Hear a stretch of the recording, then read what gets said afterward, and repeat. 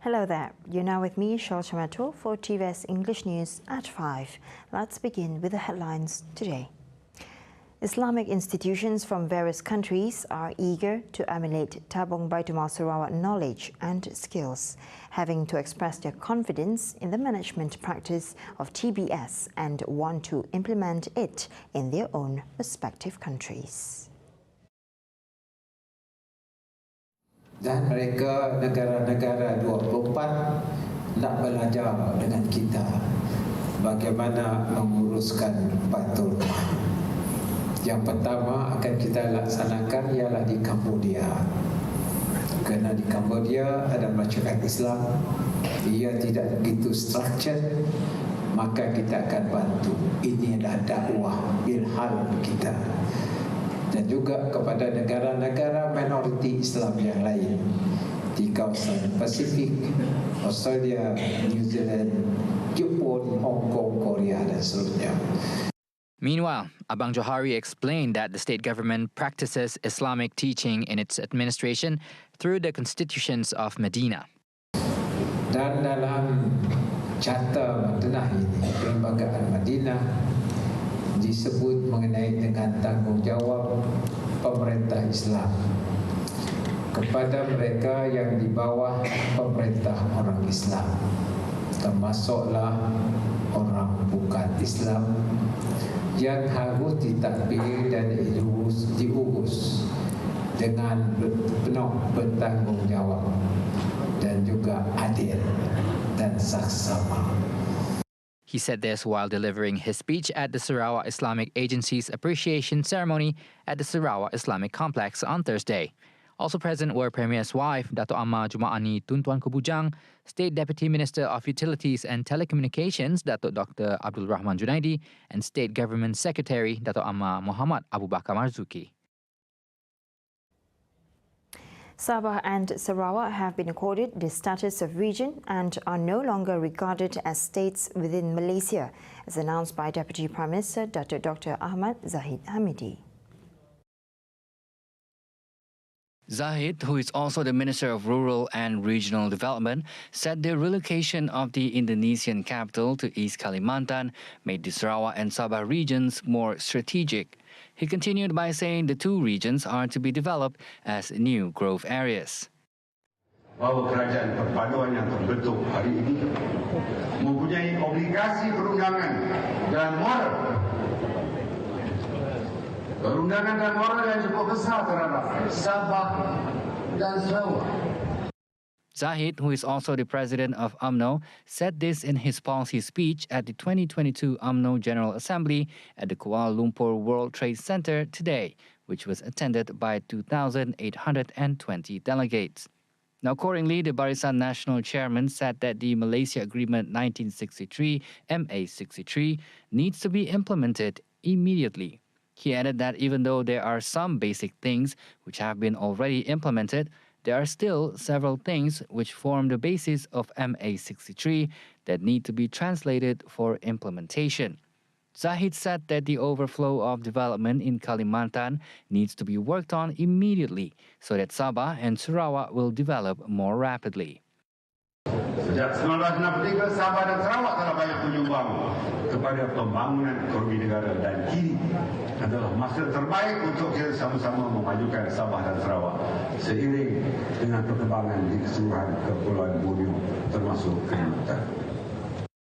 On January 4, Prime Minister Datuk Seri Anwar Ibrahim said that today's leaders need to be persistent in defending Malaysia's spirit in MA63 while doing their best to honor the agreement, which reflects the wisdom of the previous leadership.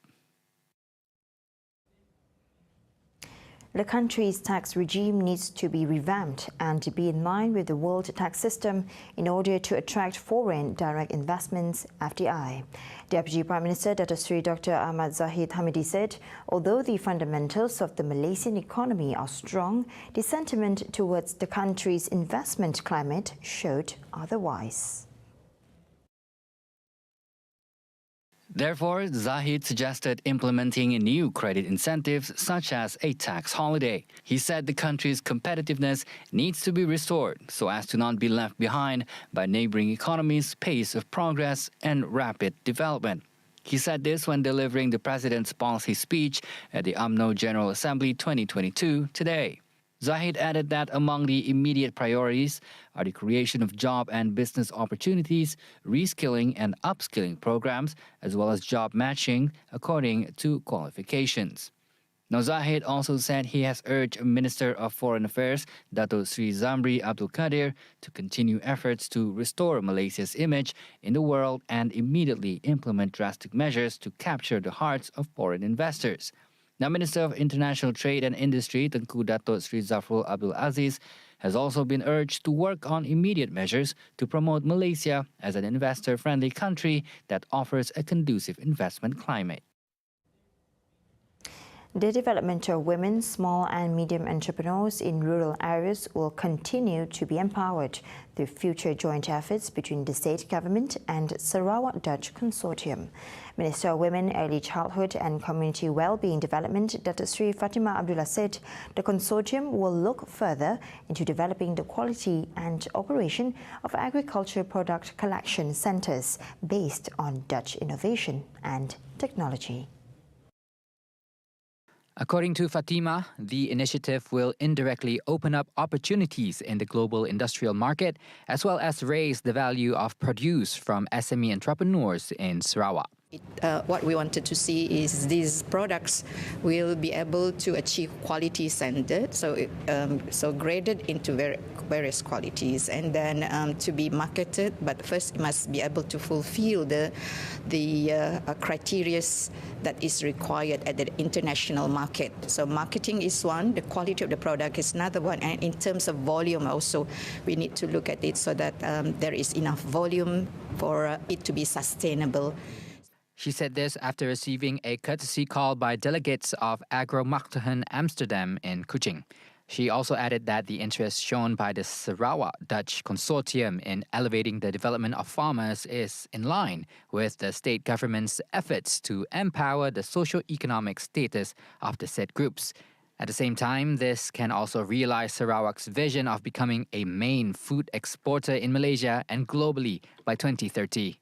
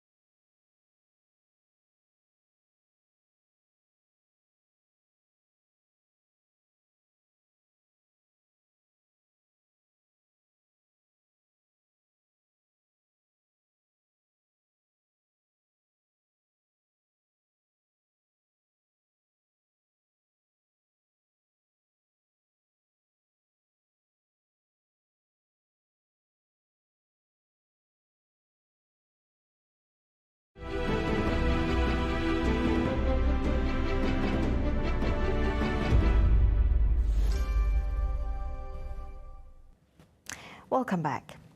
It is timely for the state government to revise and develop a more relevant system for pensioners to address the rising cost of living while ensuring civil servants' welfare are taken care of. Associate Professor from UNIMAS's Faculty of Business and Economics, Dr. Ayla Abdul Latif said this will create a positive ripple effect to the state's economy while boosting the morale of civil servants to provide better service to the public. Saya merasakan inisiatif dana pencen untuk penjawat awam negeri ini sejajar dengan kaedah penambahbaikan yang saya rasa sebenarnya seiring dengan perkembangan dan situasi ekonomi yang telah mengalami banyak perubahan pada masa sekarang. Ianya akan menjadi satu sokongan yang kukuh kepada tulang belakang kerajaan negeri, iaitu para penjawat awam ini sendiri, sekaligus memberi perkhidmatan yang terbaik untuk seluruh masyarakat negeri Sarawak dan akhirnya akan menyumbang kepada pembangunan negeri secara jangka panjang. Ayla also compared the two main plans currently in practice for retirees in Malaysia, namely the pension scheme and the Employees Provident Fund, EPF. Though EPF offers tax exclusions, she said pensions are more beneficial for the long run. Skim pencen ianya menawarkan jaminan jangka panjang selepas bersara, manakala skim EPF ataupun KWSP ianya memberi flexibility kepada para penjawat awam lah.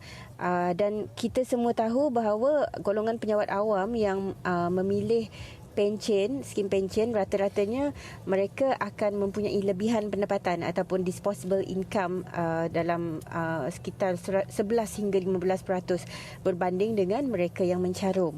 Tetapi dari segi kebaikan mereka yang memilih EPF ataupun KWSP, of course yang paling ketara adalah mereka mendapat pelepasan cukai pendapatan sehingga melayakkan ke kalau tak silap RM6,000 setahun, dan juga tabungan dalam KWSP ataupun EPF ini boleh digunakan untuk pengeluaran ahli bagi tujuan-tujuan tertentu. Tetapi yang boleh kita highlight di sini, selepas bersaraan mereka yang memilih KWSP ini ataupun EPF ini, mereka hanyalah bergantung kepada tabungan wang yang ada dalam KWSP itu. And now on to our world affairs.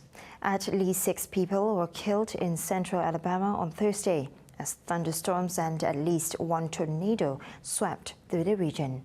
Over 35 tornadoes were reported by the United States National Weather Services across the southern U.S. on Thursday, putting more than 30 million people at risk.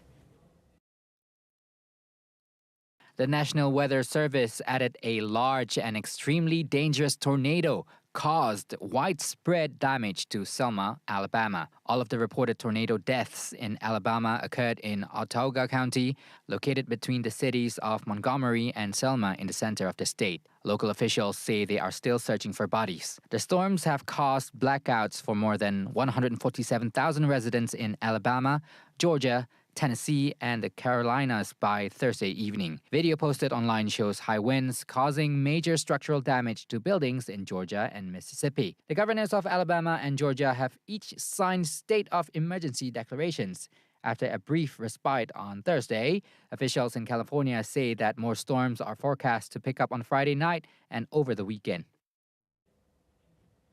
See the world closer with TVS as we bring you the latest news updates both locally and internationally. More headlines anytime at tvstv.my or follow us on our social media platforms. That's all the time we have for TVS News at 5. I'm Cheryl Chamato. Thank you for watching.